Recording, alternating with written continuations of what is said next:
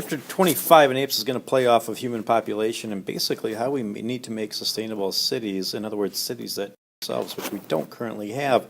Going to start out with a couple case studies. The first one is an eco-city concept in Curitiba, Brazil, which is leagues ahead of a lot of nations in general.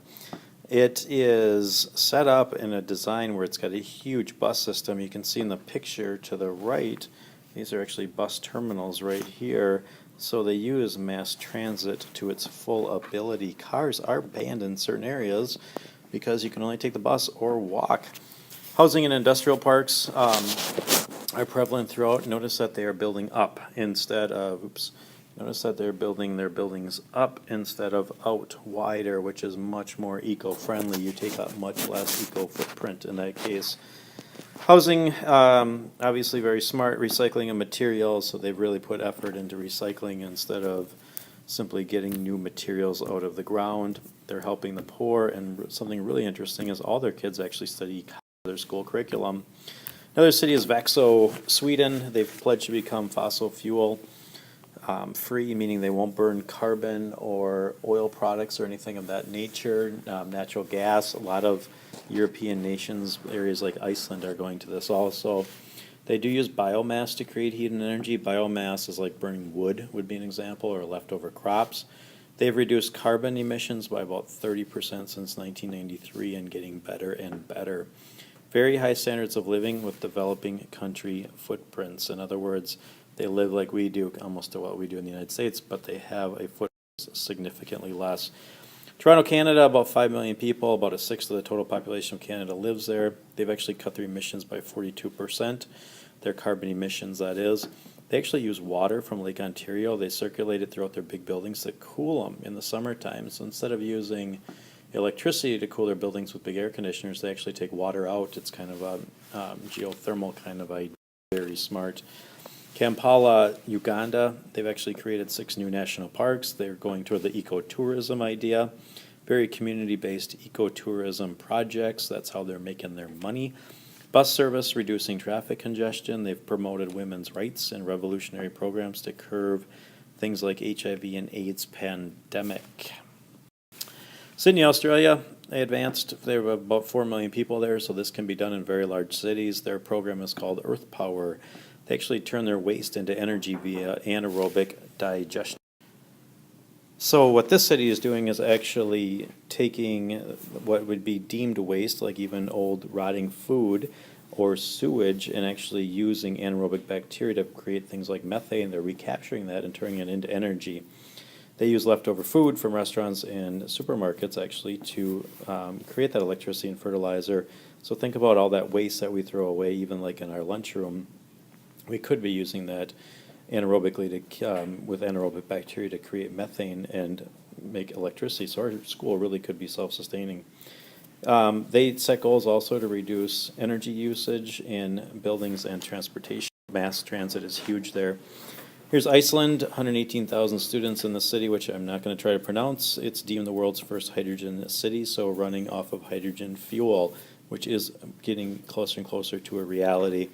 Currently utilize hydrogen buses and utilize geothermal heat. Iceland can use geothermal heat very efficiently because they're sitting basically in a lava hotbed, and the water that's created from this geothermal pipes is really Princesa, Philippines, geographically the largest city in the Philippines. About 75% of its forests are old growth, and it's replanted forests, so they really maintain their forests, which is huge ecologically. They have an advanced waste management system, so all their waste gets either reused anaerobically or used in a very efficient manner.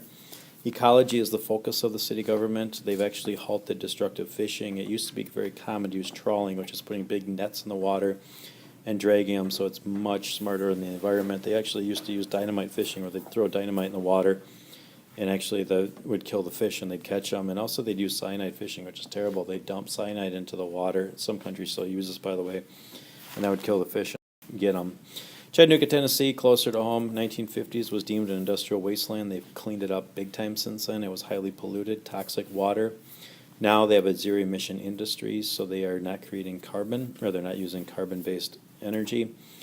Zero emission electric buses. They've used satellite parking with bus services, and they've advanced the recycling to be very efficient. What's happening across the planet is urbanization. Urbanization is the idea of moving into big cities. So around the world, particularly in developed countries, people are moving to cities, not so much in the United States. About half the world's population, it's even higher now, live in large cities.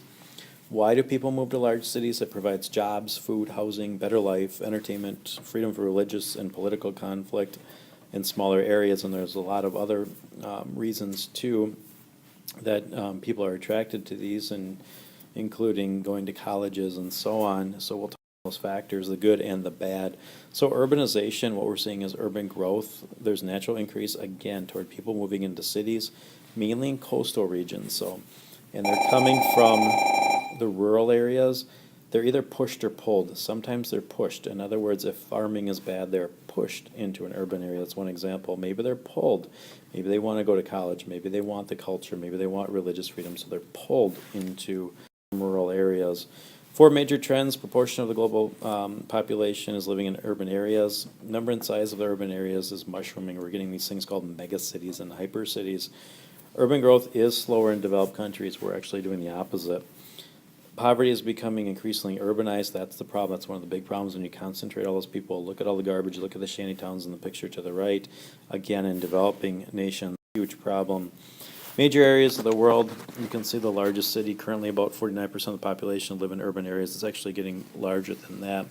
Some of the big areas, obviously, New York City with 16.8 million people, expected to go up higher. Mexico City, Los Angeles, Sao Paulo.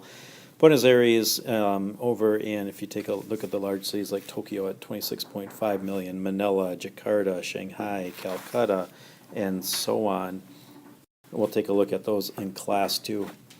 Urbanization in the United States is a little bit different. 3 in 4 Americans do live in urban areas that could be considered like the suburban areas too. About 48% of Americans do live in metropolitan areas that are larger than people.